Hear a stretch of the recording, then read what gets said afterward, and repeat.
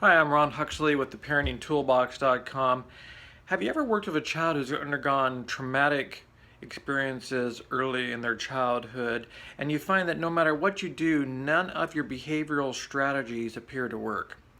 Well, one of the reasons that I believe that this is so is because there's nothing for those behavioral strategies to actually stick to. What I mean is that the child's nervous system has been so affected by the trauma, either through in utero drug exposure or through external poly victimization, such as physical, emotional abuse and neglect, and other things that might be all present in the child's life, that their nervous system has literally become affected and not developed in the way that it should. This is why Bessel van der Kolk, who is a leading researcher in Boston University, talks about developmental trauma. Trauma for a child can mean an impact on its development, so that from a physiological and a neurological standpoint, that child's ability to process what we would consider normal behavioral strategies and learning strategies are just not effective. We have to then take a bottom-up approach. A bottom-up approach requires us to utilize the body and its sensory systems to help a child develop the emotional regulation that it needs in order to perform well both at school and at home. That's why when I'm working with families, one of the things that I do to help them is to develop bottom-up strategies that will allow the behavioral and parenting teaching opportunities to actually stick.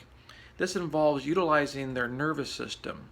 Now, in a very sort of gross sort of way, what we're looking at is helping the child either who is too hypervigilant and needs to calm down, or a child who's too hypovigilant and needs to ramp up. So an ideal therapy session, as well as the training that I teach parents to do at home, this requires that they use both strategies, that they utilize it a lot like a slinky, in that it needs to expand the normal flow of the day, a normal rhythm of the day as a slinky opens and closes.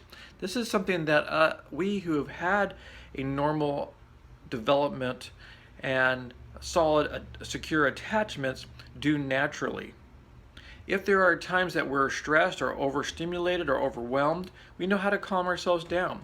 We can read a book, take a break, drink some chamomile tea. We know what we need to do for ourselves to bring the hypervigilance down into a lower window of tolerance. This is another term used by attachment research called the window of tolerance.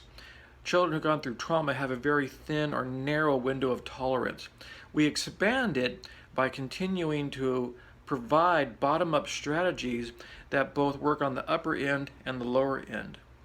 Now, many children can become hypovigilant, and they can become almost depressed-like, low energy, fatigue, inability to perform, and these children need activities that will stimulate or engage them to perform in a more alert fashion. Their brains literally cannot come online. We want children, like a normal flow of that slinky, in and out, back and forth, to be able to begin developing a rhythm. The nervous system literally has to be trained to develop this rhythm. Children don't come into the world already engaged with the ability to use this. They have the mechanisms and the hardware that's ready for that. But normal children, through normal secure attachments and relationships with their guardians, with their parents, would have this being developed. Most of the normal games and rhythms that we do with children help them develop this through their sensory inputs, through their eyes, their ears, their taste, their touch. In addition, a child who cries and then that need is met by a consistent, loving caregiver who understands and figures out, who discovers like a detective what is going on for the parent. Is the child wet? Is the child hungry? Is the child cold? Is it bored? Does it need companionship, need care, warmth? What is going on for the child?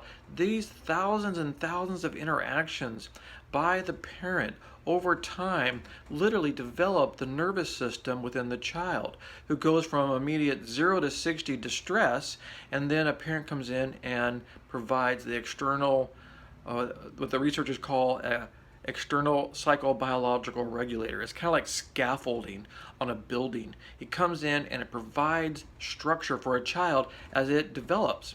Now again, going back to developmental trauma and Bessel van der Kolk, he would say that the effects of trauma, either through in utero drug exposure, being exposed to drugs and alcohol in pregnancy, or through the external traumas that occur in a child's life, these things disrupt that normal development. So they never have a system that is adaptable.